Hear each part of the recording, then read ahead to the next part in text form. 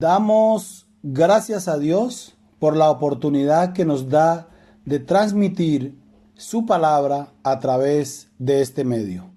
El mensaje de hoy lo hemos titulado ¿Cuál es el lugar de la presencia de Dios? En el Salmo 122, versículo 1, David dice: Yo me alegré con los que me decían, a la casa del Señor iremos. Y en Hebreos 10:25, el autor nos dice que no dejemos de congregarnos. La pregunta es, ¿cómo nos vamos a congregar en estos tiempos donde debemos permanecer en nuestras casas? ¿La presencia de Dios es exclusiva de un lugar? ¿Será que Dios solo está en el templo? Lo invito para que veamos dónde moraba Dios en el Antiguo Testamento. Cuando Dios liberó a Israel del yugo egipcio, lo llevó al desierto y en ese lugar les dio leyes y mandamientos. Dios les mandó a construir un tabernáculo y al interior del tabernáculo estaban el lugar santo y el lugar santísimo. En el lugar santísimo estaba el arca del pacto y al interior de ella estaban los 10 mandamientos. Esta arca del pacto representaba la presencia de Dios. Tener el arca del pacto era tener garantizada la presencia de Dios. Veamos qué nos dice Números 10, 33 al 36. Números 10, 33 al 36.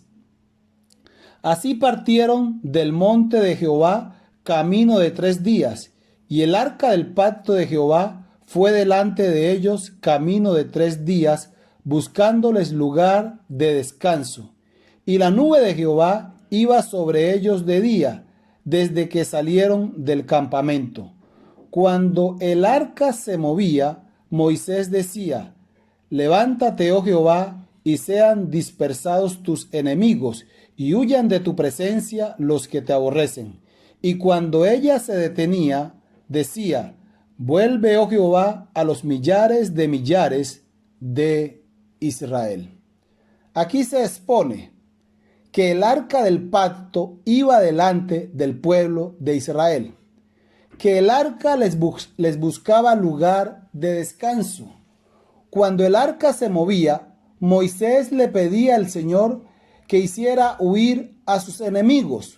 Cuando el arca permanecía quieta, Moisés le pedía al Señor que permaneciera con ellos. Como podemos ver, el arca del pacto era símbolo de la presencia del Señor. Recordemos que esta arca, por ser sagrada, solo podía ser llevada por los israelitas que habían sido consagrados al ministerio. Por eso, cuando el rey David trasladaba el arca del pacto de un lugar a otro, y Usa, que no pertenecía a la tribu de Leví y por ende no estaba autorizado para tocar el arca del pacto, al ver tropezar los bueyes que la llevaban, tuvo la buena intención de tomarla para que no se cayera, pero la respuesta de Dios fue que le quitó la vida, porque Usa no estaba autorizado para tocarla. Era algo muy sagrado, exclusivo de los levitas, que la podían tocar, que la podían llevar. Desde que Moisés erigió el tabernáculo hasta que Salomón construyó el templo en Jerusalén, la habitación de Dios siempre fue nómada. Iba de un lugar a otro, pero no hay duda que sin importar el lugar donde estuviera el tabernáculo, allí estaba la presencia de Dios, y desde allí Dios se comunicaba con ellos y allí Dios perdonaba sus pecados y escuchaba sus oraciones.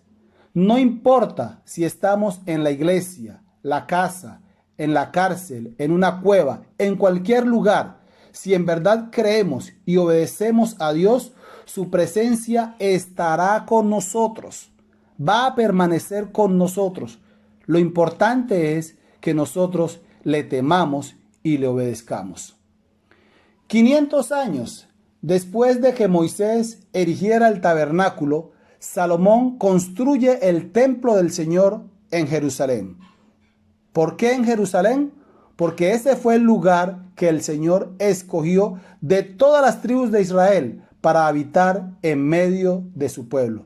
Es decir, todos los elementos que estaban en el atrio, en el lugar santo y en el lugar santísimo fueron llevados al templo. En otras palabras, el altar de bronce, la fuente de bronce, la mesa de los panes, el altar del incienso, el candelabro de oro, el velo y el arca.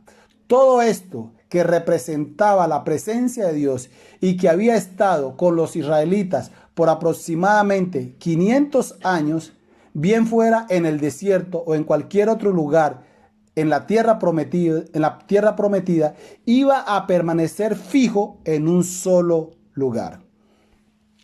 Cuando Salomón termina de construir el templo, lo dedica al Señor, y en medio de su dedicación dice en Primero de Reyes, capítulo 8, versículo 27, y lo dice a manera de pregunta: ¿será posible que Dios habite en la tierra?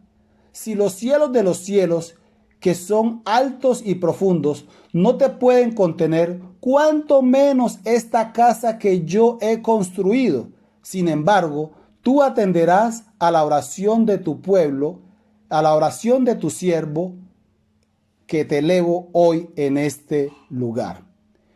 En esta dedicación, Salomón hace una oración bien extensa, en la que su enfoque tiene que ver con que Dios atienda a la oración que su pueblo le hace desde ese lugar y hacia ese lugar. Es decir, si ellos estaban en el templo o en otro lugar, Dios los escucharía y atendería a sus peticiones. Veamos un ejemplo de ello. ¿Recuerdan cuando el edicto de que cualquiera que hiciera oración a otro dios u hombre que no fuera el rey Darío sería echado en el foso de los leones? Daniel, como de costumbre, siguió haciendo su oración a Dios en dirección a Jerusalén.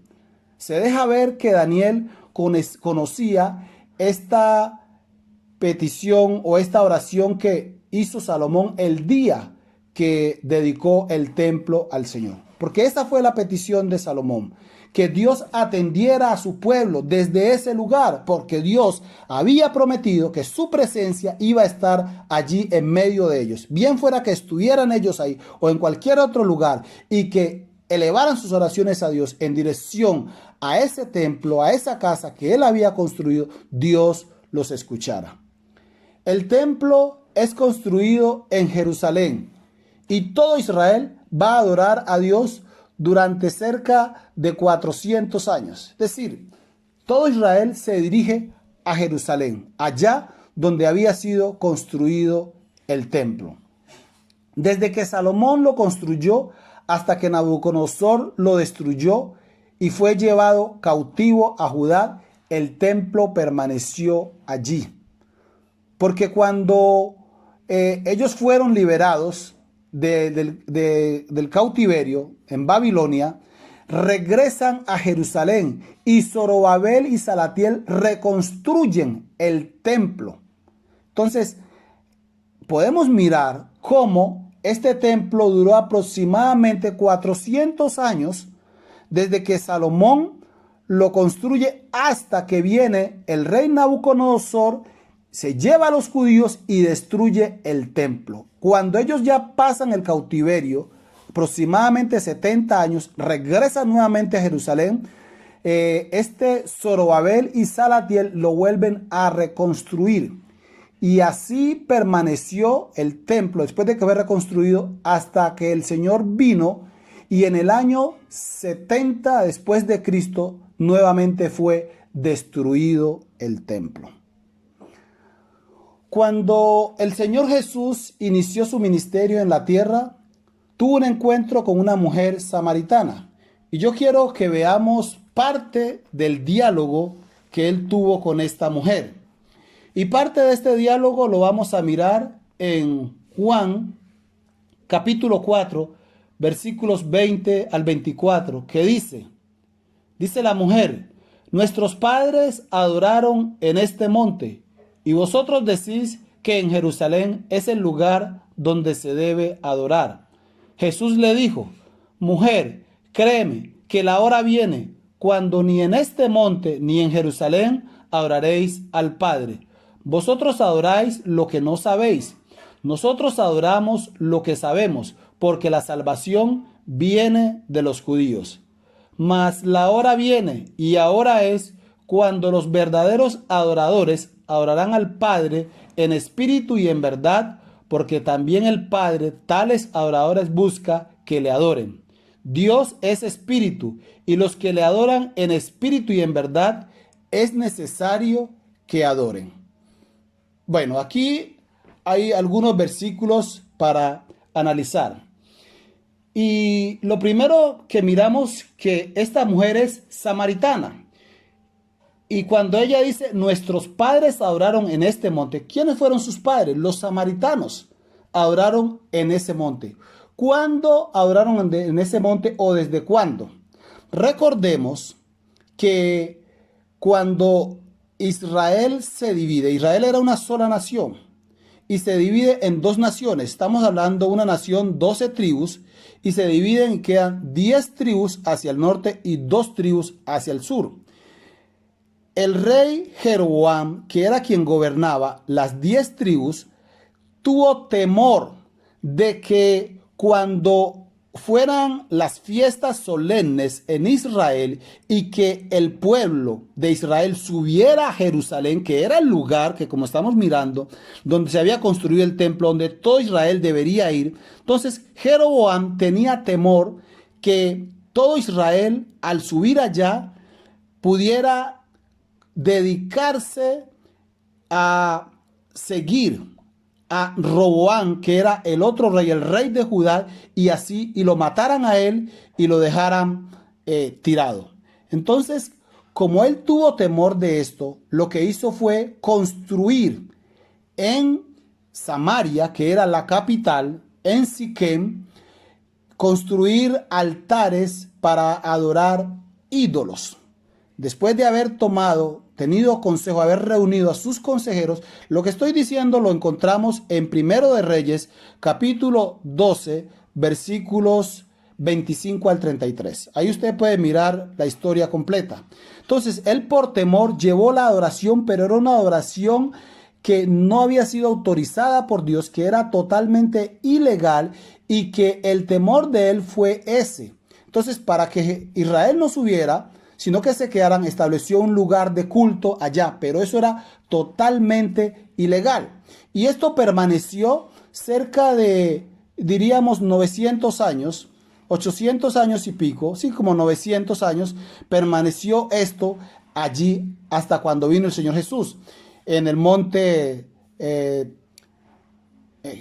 Gerizim, en el monte Gerizim. Entonces, ellos estuvieron adorando durante mucho tiempo. Por eso la mujer le dice, nuestros padres adoraron en este monte. Pero ustedes dicen, ustedes los judíos, dicen que Jerusalén es el lugar donde se debe adorar. Y es que claro, ese era el lugar que Dios había establecido para la adoración. No había otro lugar sino ese lugar. Entonces, por eso fue que los samaritanos adoraron durante mucho tiempo en aquel monte, porque Jeroboam ilegalmente llevó la adoración allá.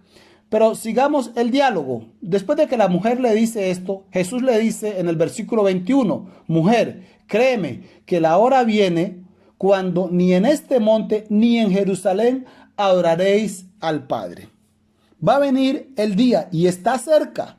Está próximo. Los días del lugar de adoración que es Jerusalén están contados.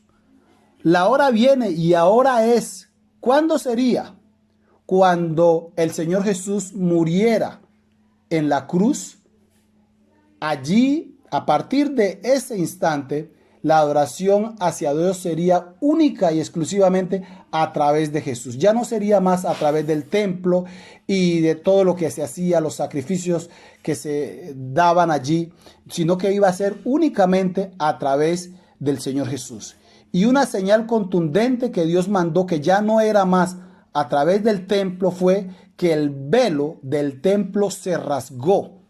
Esa era una señal de que ya no era más por allí, sino que era ahora a través del Señor Jesús.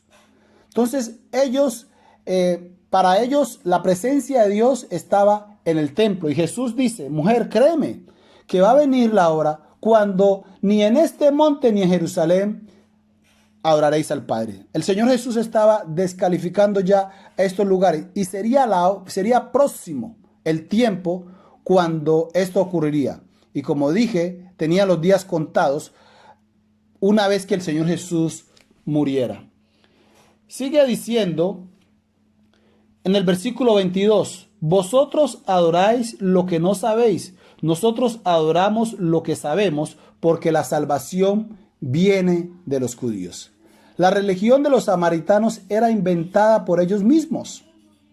Dios no la había autorizado, mientras que Dios escogió a Israel para que lo adorara y por eso les entregó la ley por medio de Moisés y estableció el templo. Ese era el lugar oficialmente establecido para la adoración a Dios. Jerusalén, el templo, la ley, todo lo que Dios le entregó a Moisés y luego Moisés al pueblo.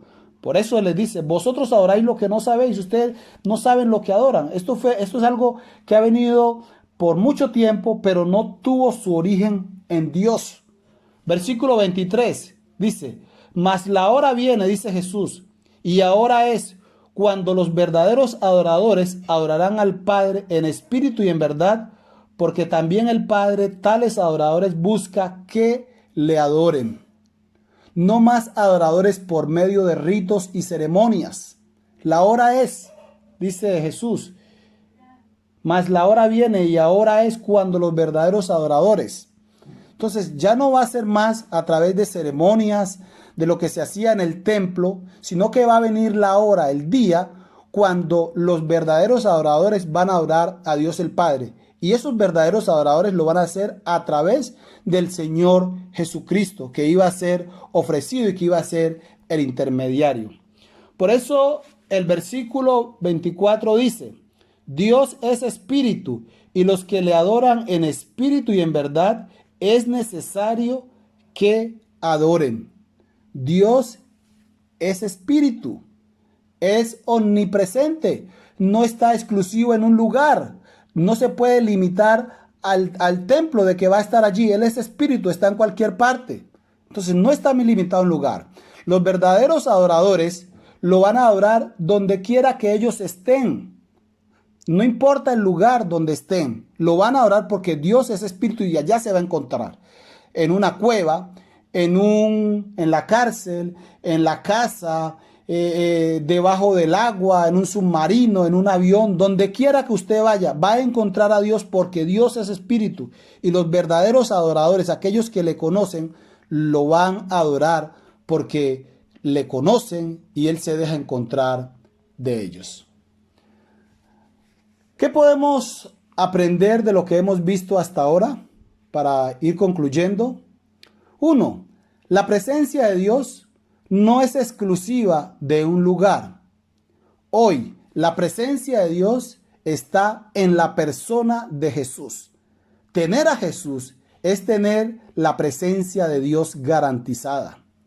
Quien no tiene a Jesús no tiene la presencia de Dios. Eso es claro. Jesús lo dijo. Mujer, créeme que llegará el momento cuando ni en este monte ni en Jerusalén. Es a través de Jesús. Entonces, quien no tiene a Jesús no tiene la presencia de Dios. Puede tener una religión, puede tener sus dioses falsos, paganos, lo que sea, pero no tiene la presencia de Dios. Únicamente es a través de Jesús. La presencia de Dios no es exclusiva de un templo. En esta cuarentena, la presencia de Dios está en los hogares que en verdad conocen y temen a Dios. Entonces la presencia de Dios no es exclusiva a que tenemos que ir a la iglesia, a que tenemos que ir a un lugar. No, en esta cuarentena que no podemos ir a la iglesia, está en los hogares que de verdad le conocen, le temen, le obedecen. Los verdaderos adoradores de Dios no se limitan a un templo, lo adoran en cualquier lugar. convierta su hogar en un lugar sagrado para Dios. No es un lugar de contiendas, su hogar. No deje que su hogar se le convierta en un lugar de discusión que ahuyente la presencia de Dios. Conviértalo ahorita en un lugar sagrado. En esta cuarentena, convierta su hogar en un verdadero tabernáculo, en un verdadero templo. Oremos. Dios soberano, eterno Padre, te damos gracias, Señor, porque tú habitas, Señor, en medio de aquellos que te temen y te buscan. Señor, gracias porque tu palabra nos enseña que tu anhelo es estar en medio de tu pueblo. Señor, gracias porque enviaste a Jesús para que a través de él no solo recibiésemos perdón de pecados, salvación y vida eterna, sino tener tu presencia en medio de nosotros. Señor, ayúdanos a que podamos cultivar esta buena relación contigo, Dios, a través de tu palabra, a través de la oración, a través de una vida consagrada, porque tú has hecho morada en nosotros. Tú habitas en medio de nosotros, en medio de tus hijos, en medio de los que te conocemos. Por eso tu presencia, Señor, no está hoy en un templo o en un lugar fijo, sino en los corazones que en verdad nos hemos rendido a ti. Padre, muchísimas gracias por darnos la oportunidad de transmitir tu mensaje. Te pedimos, Dios, que sea de bendición para cada uno de los que escucharon este mensaje y que tú seas propicio, Dios, a nuestras necesidades. En el nombre de Jesús. Amén.